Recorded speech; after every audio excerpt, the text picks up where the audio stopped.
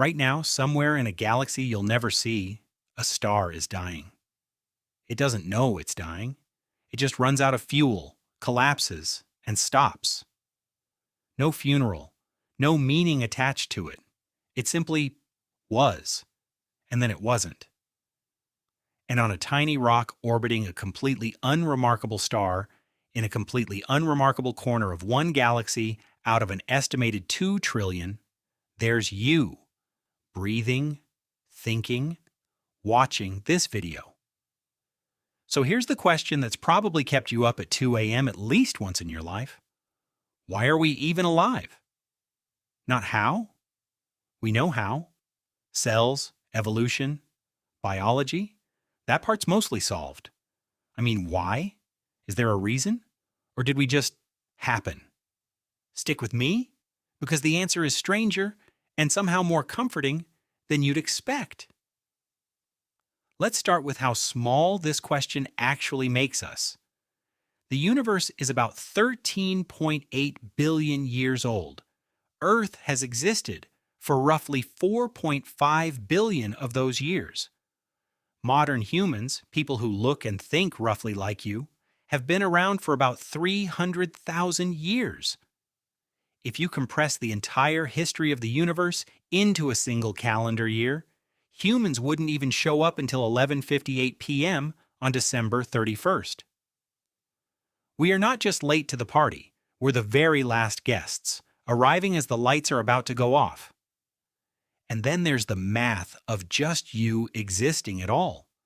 Scientists who've tried to calculate the odds of any one specific person being born, factoring in your parents' meeting, the specific egg, the specific sperm, every ancestor before them, surviving long enough to reproduce going back tens of thousands of generations, keep landing on numbers so large they stop meaning anything.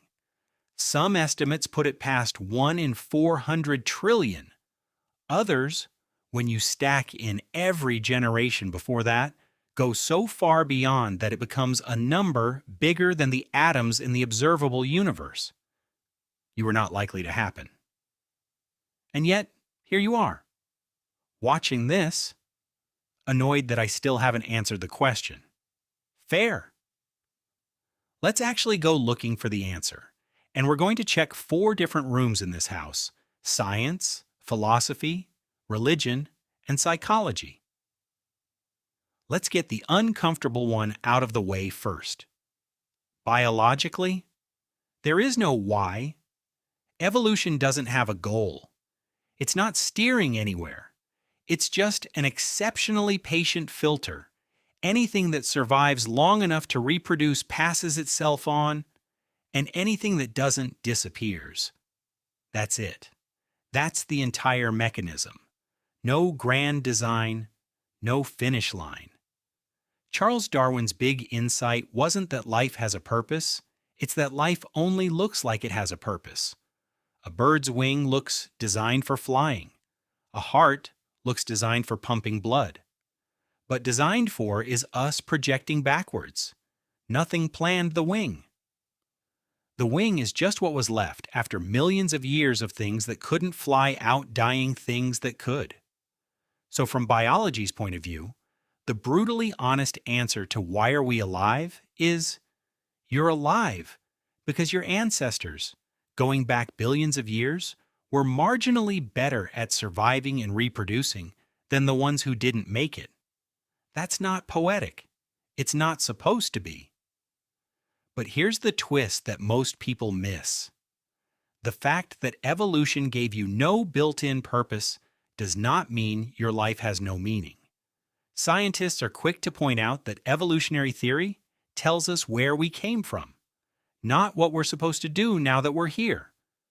A study of human history doesn't hand you a mission statement. It hands you something more interesting, a blank canvas, and a brain weird enough to ask the question in the first place.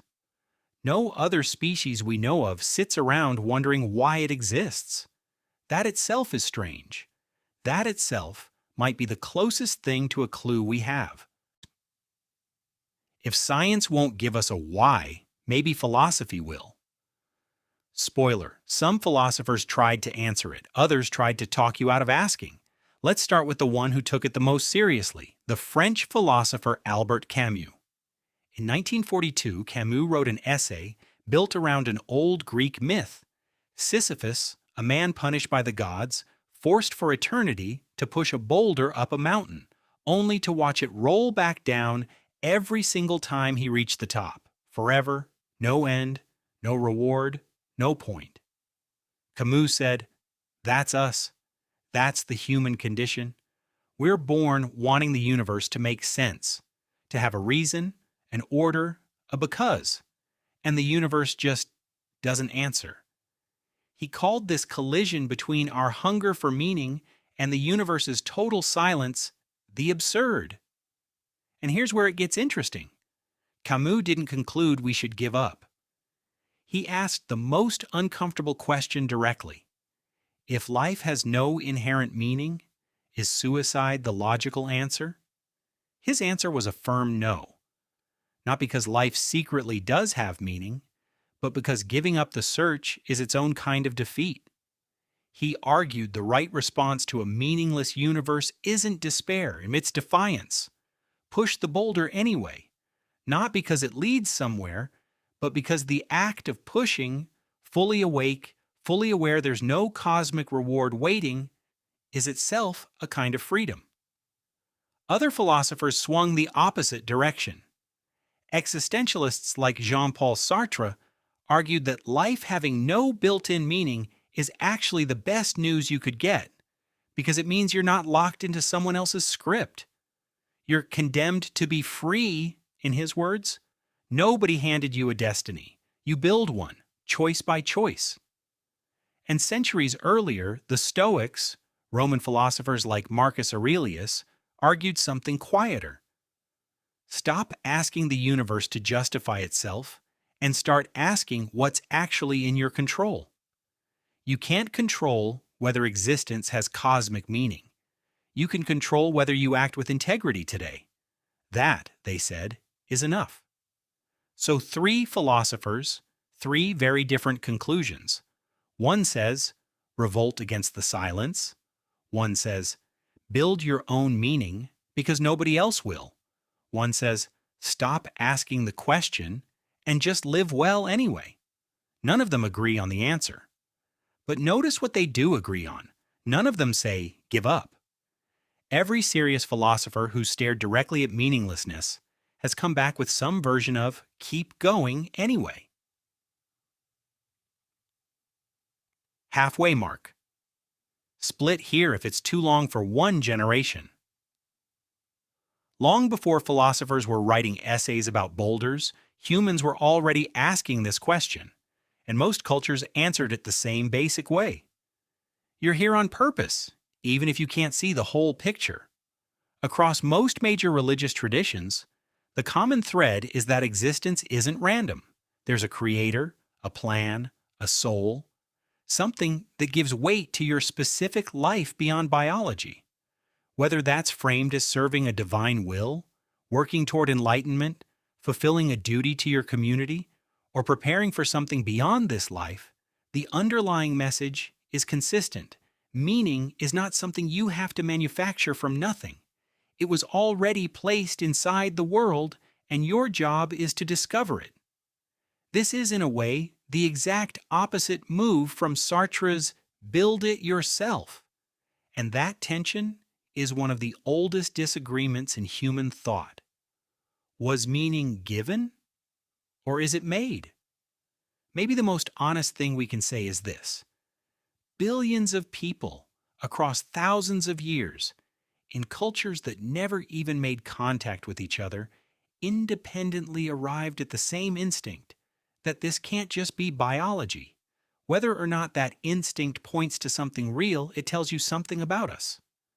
We are a species that refuses to accept no reason as a final answer. Now here's where the answer stops being theoretical. A psychiatrist named Viktor Frankl spent years inside Nazi concentration camps during World War II. He lost nearly everyone in his family. He lived through conditions designed to strip every shred of meaning out of a human life. And from inside that horror, he made an observation that became one of the most influential ideas in modern psychology. The prisoners who survived longest weren't always the physically strongest. They were the ones who had something, anyone, anything, to live for. A person waiting for them. An unfinished piece of work. A belief they refused to let go of. Frankl's conclusion, later built into an entire school of therapy called logotherapy, was this: humans aren't primarily driven by pleasure, and we're not primarily driven by power, we're driven by meaning. Take away someone's sense of purpose, even temporarily, and they suffer in a way that food and safety alone can't fix. Give a person a reason, even a small one, and they can endure almost anything. He put it simply, a person who has a reason to live can survive almost any way of living. This matters because it sidesteps the entire cosmic debate. It doesn't matter whether the universe itself has a built-in purpose. What matters, psychologically, is whether you have one for yourself, today, right now. And that purpose doesn't have to be enormous. It can be a person, a skill, a craft, a promise you made. Frankl found meaning in some of the worst conditions a human being has ever endured. That's not a small claim. That's a tested one. So let's bring this back down. Science says there's no built-in cosmic purpose. You're the product of an unbroken, brutally selective chain of survival stretching back billions of years, and that chain just happened to produce something that can sit here and ask why. Philosophy says the universe will never answer that question for you, and that's not a tragedy, guys, it's an opening. Some say revolt against the silence. Some say build meaning yourself because no one else will hand it to you. Religion says billions of people across every era and culture have refused to believe this is just an accident, and whether or not they're right, that instinct itself says something about what kind of creature we are. And psychology, tested in literal hell on earth, says the question of why is there meaning matters less than the question of what is your meaning. And that answer is allowed to be small: a person, a goal, a piece of work you're not done with yet. Maybe the most honest answer to why are we alive is this: nobody, not a scientist, not a philosopher, not a prophet, can hand you the reason. But every single one of them agrees on what to do about that. You don't wait for the universe to explain itself. You push the boulder anyway. And somewhere in the pushing, you build a reason worth pushing for.